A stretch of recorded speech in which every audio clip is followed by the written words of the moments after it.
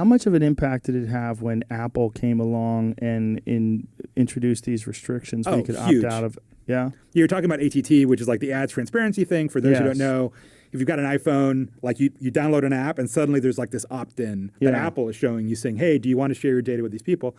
That's hugely impactful. What that does is, so why does that matter? So Apple controls this. They create the hardware and the software and all of it, right? Right. At the end of the day, seen from Apple's point of view, Facebook, as powerful as it seems, is just another app in the App Store, right? Which was always Zuck's fear, which is why he wanted to build a phone.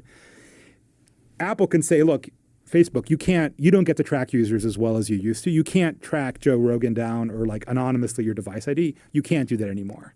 You only get a certain level of granularity. It's How much tracking were they able to do that before that? Well, I mean, an infinite amount. They would track you individually. I mean, whether it's worth doing or not is another matter, but they would get the individual device ID from your phone. And so they would know who you are in terms of that phone. Yeah. Well, what does that entail?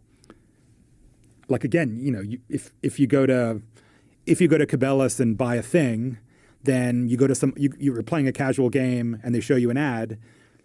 You playing that game and you buying that thing in Cabela's can be individually joined in a very precise way. And if you remove that and say, oh, you can't track Joe Rogan's phone, you're tracking 100,000 people at a throw, then they bucketize you. They put you in a bucket that isn't quite as precise as before.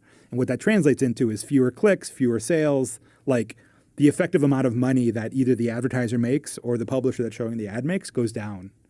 Now, is this for the end user, for the person who has the phone?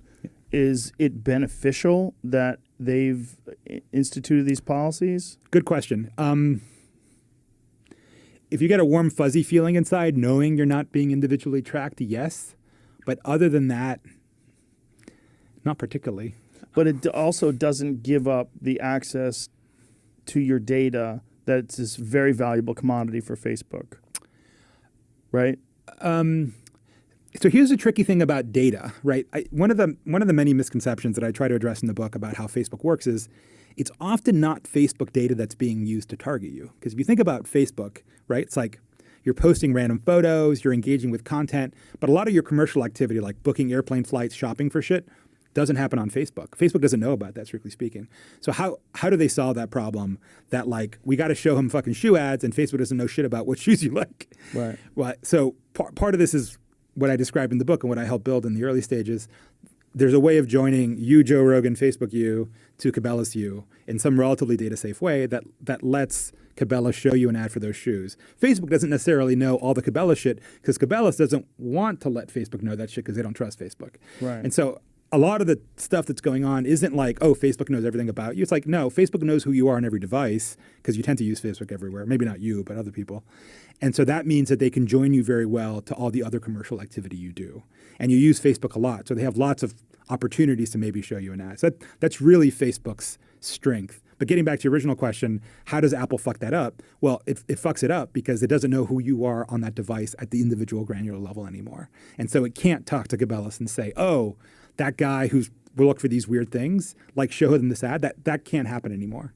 Is it in any way negative for the person who's the end user? Good question.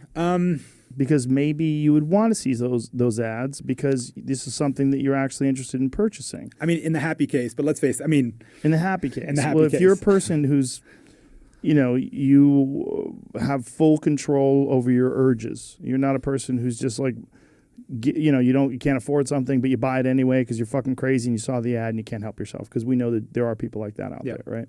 So in the best case scenario, is it better? I would think so. But isn't that like what you do as a business? I think the status quo is a lot better than the like stupid punch the monkey ads. You used to remember those ads in like display band. You probably don't remember them, but like in Yahoo.com back in the day, there'd be like a little moving target and you could like punch the monkey. Like you can either see that bullshit or you can actually see an ad that maybe has a chance of being relevant in Instagram feed. So yeah. Do you give anything up to have those relative ads? No, in fact, I mean, you gain things, right? Like a lot of services wouldn't exist if they weren't paid for via ads.